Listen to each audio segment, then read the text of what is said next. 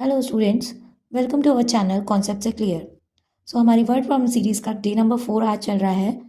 So first day हमने क्या पढ़ा था? हमने two digit sum of two numbers और subtraction of two number, difference of two number based problem पढ़ी थी। सेकंड और थर्ड डे में हमने क्या पढ़ा था? टू डिजिट नंबर के बारे में पढ़ा था, जिसमें कि डिजिट्स का रिवर्स हो जाती थी और जो कंडीशन बनती थी then after we will apply, तो हम लोग क्या अप्लाई करते थे कि मीन्स सॉल्व करते थे। नाउ अब आज का हमारा टॉपिक होता है fraction based problem. So now we are going to our study about the fraction based problem.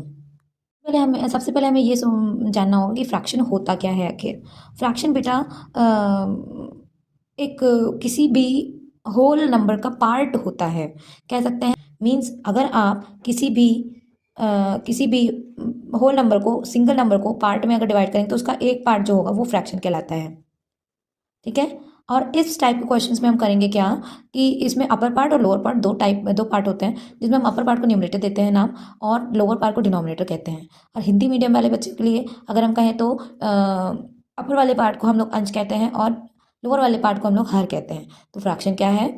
तो अंश और हर के फॉर्म में जो भी नंबर लिखे जाते हैं उनको हम क्या कहते हैं? फ्रैक्शन कहते हैं या भिन्न कहते हैं। ठीक है, चलिए हम क्वेश्चन पढ़ते हैं। A fraction become 9/11 if 2 is added to both numerator and denominator and if 3 is added to both numerator and denominator it becomes 5/6, then find the fraction।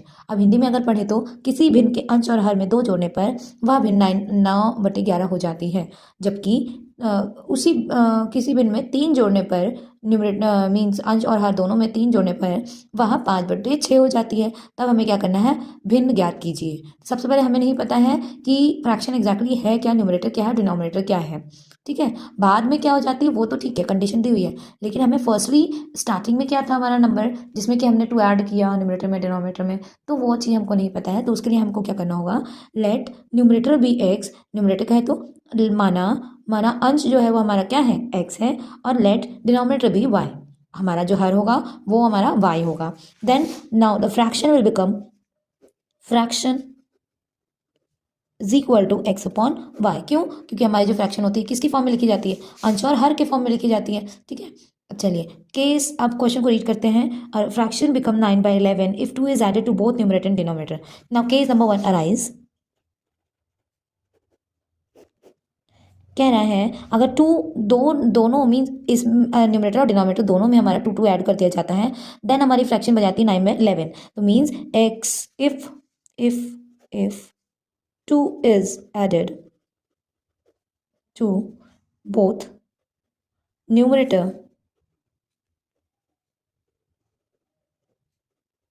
and denominator,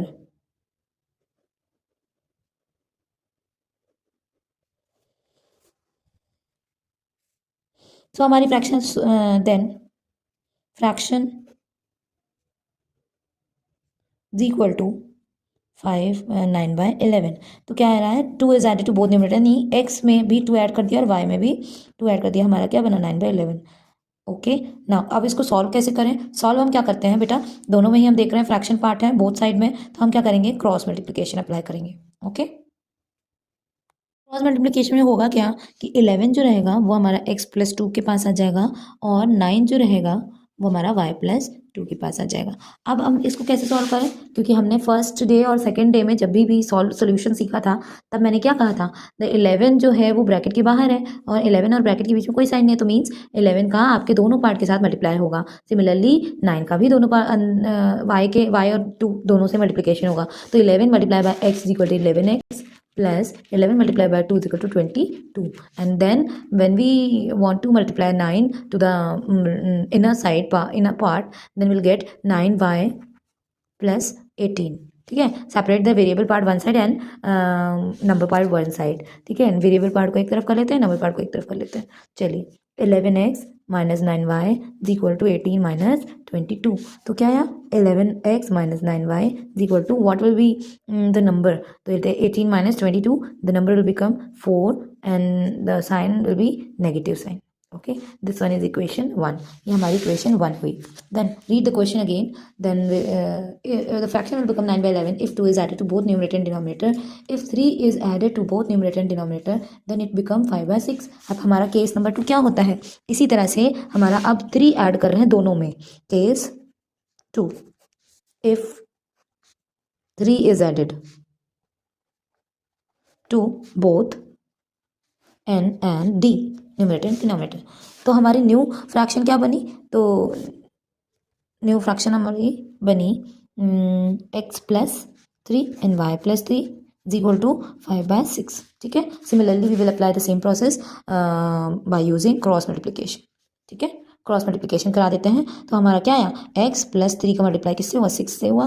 5 का मल्टीप्लाई आपका y प्लस 3 से हुआ. ठीक है, 6x and 5y 5 3, 5 multiplied by 3, 6 into x 6x plus 6 multiplied by 3 18 is equal to 5y plus 15. ठीक है. तो आप क्या करें? सेपरेट कर लेते हैं एक्स वाई पार्ट को एक तरफ, नंबर पार्ट को एक तरफ. तो 6x minus 5y is equal to 15 minus 18. तो हमारा क्या हुआ? 6x minus 5y is equal to -3. Equation number 2. अब apply the elimination method for solving equation number 1 and 2, then you will get value of x and y. ठीक है. तो by using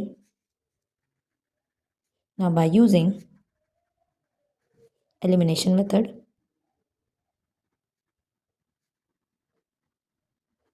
दोनों means answer means दोनों equations में elimination method, अगर हम हिंदी में कहें तो विलोपन विधि लगाते हैं. ठीक है. तो आप क्या करेंगे?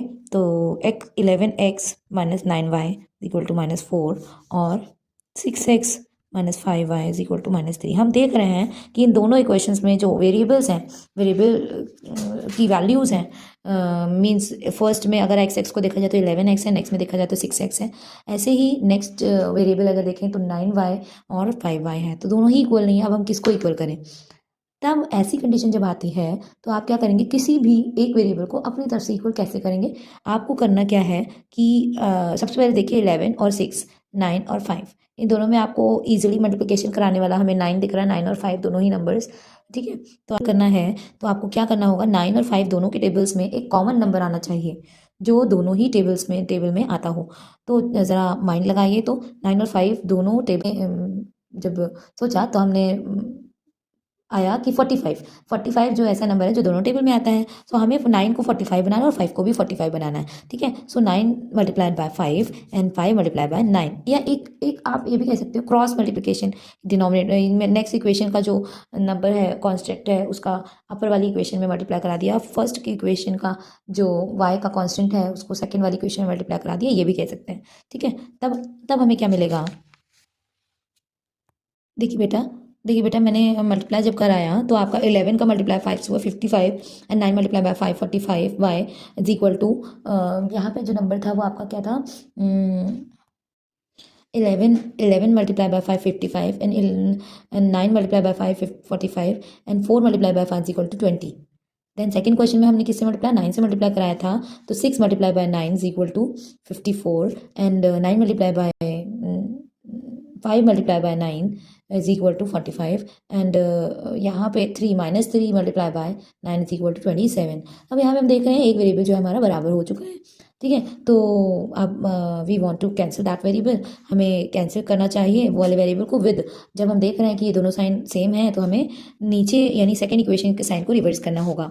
Just like this 54 has plus sign so we have to convert it minus sign, और ये हमारा माइनस साइन है तो ये प्लस होगा, और ये भी माइनस है तो ये भी प्लस हो जाएगा. अब ज़रा देखते हैं हमारे क्वेश्चन के अकॉर्डिंग 55 हैज़ प्लस साइन और 54 जो कि माइनस साइन हो गया.